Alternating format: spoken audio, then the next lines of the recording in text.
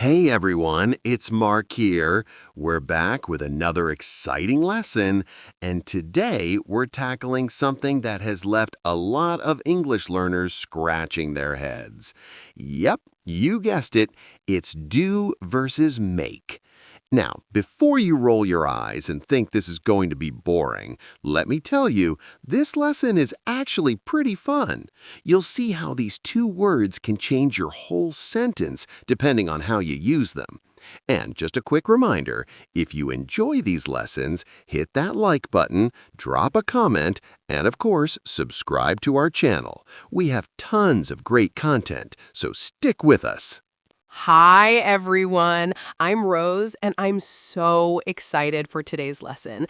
Mark, do and make might sound pretty simple at first, but the confusion starts when we realize how many different ways we use them in English. It's like when do and make pop up in a sentence, they seem harmless, but they're like little language bombs that can completely change what you're trying to say. That's a great way to put it, Rose. But don't worry, by the end of this lesson, you'll be dropping those bombs like a pro, without any confusion. Let's start with do, because it's probably the most common one, right? Yep. So do is a super versatile verb in English. It's kind of like the default verb for actions. If you're doing something, no matter what it is, do is usually your go-to verb. Let's break it down a little. Okay, let's try it out with a question. What are you doing right now? You're asking about the action happening at the moment, right? It's a simple way to ask about someone's current activity. You wouldn't ask, what are you making right now, unless you wanted to know if they were creating something.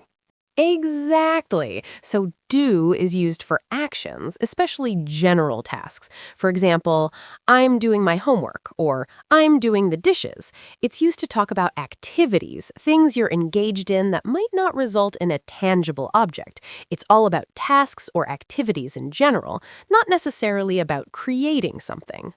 Right. And if someone asks, what do you do for a living, we're talking about your job or profession. You wouldn't say, what make you for a living? That doesn't make sense in English.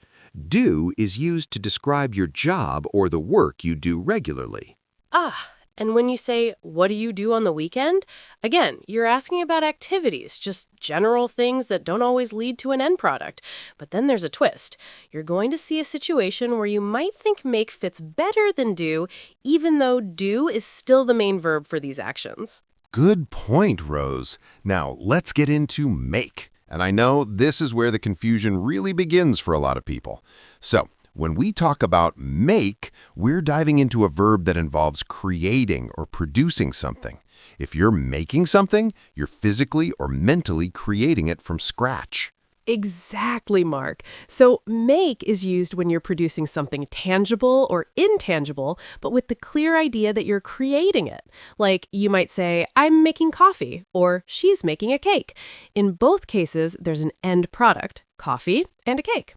Right. It's the action of producing or creating something. For example, I made a mistake. You're not just doing something casually, you're creating the mistake with your actions. That's a good one. Make also pops up with things that are planned or arranged. So true. Like when you say, I made an appointment or I made a decision, those are situations where you've created a plan or a decision. It's something intentional that was formed through action. Think about, I make a list or I make a phone call too. You're not just doing the action, you're actually creating a situation by making the call or the list. I love that.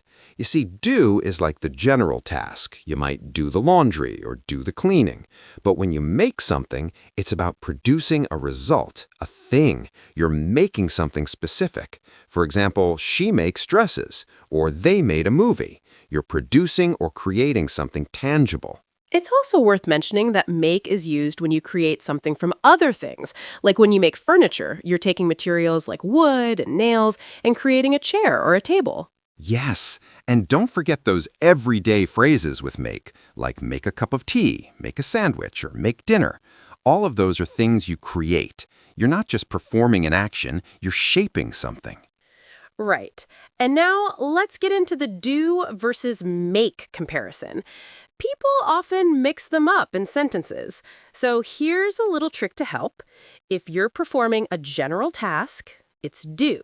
If you're creating something, it's make. Let's do some fun examples to clarify this. I'll say a sentence, and you guess if it's do or make. All right? Ready? Here we go.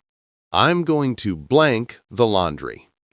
I'm going to do the laundry. You're doing a task, like washing or cleaning. You use do for activities or chores that don't result in a product, just actions. Bingo! Okay, next one. She's going to blank a cake for the party. She's going to make a cake for the party. She's creating something from scratch, which is why we use make here. When you're producing something or bringing something into existence, you use make. Exactly. Now, here's one more. I need to blank an appointment with the doctor. I need to make an appointment with the doctor. When you're arranging or scheduling something, like an appointment or a decision, you use make. You're creating the situation by setting it up. You're getting this. Now, let's go a bit deeper. Rose, you know how we use do in expressions. For example, I'm doing my homework or I'm doing the washing. These are general tasks. But do you know what happens when we use do with the before something? It changes the meaning a bit. Yes. So when we say, I'm doing the shopping, we're not just saying we're shopping, we're saying we're responsible for it, like the entire task. So when you say, I'm doing the shopping or I'm doing the washing, it means you're actively in charge of these tasks. It's more specific than just doing something casually. Exactly. Now, make doesn't get quite as fancy with expressions like do, but you'll still see it used in some fixed expressions. For example, I made a mistake, or I made an effort. Here, you're creating something like a mistake or an effort by doing it. It's an intentional act that leads to a result. I love that. And don't forget those little tricks to remember. For example, when you're doing chores, it's almost always do. Do the dishes, do the cleaning, do the laundry. But when you're producing or creating something, like in a job or a hobby, it's make. Make a painting, make a phone call, or even make a decision. So here's the thing. Once you get the hang of it, you'll find that it feels so natural to know when to use do and when to use make. There's really no substitute for practice. The more you read, write, and speak, the better you'll get at choosing the right verb without thinking too much about it. Absolutely, Mark. And if you're still a bit confused, don't stress. This is one of those things that just clicks the more you use it. So don't be afraid to make mistakes with it. As long as you're practicing, you're making progress.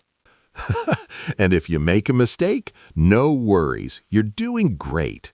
Keep working on it, and pretty soon you'll be able to spot whether it's a do or make situation in every conversation you have. Just keep learning, keep growing, and we'll be here to help. Thanks for joining us today.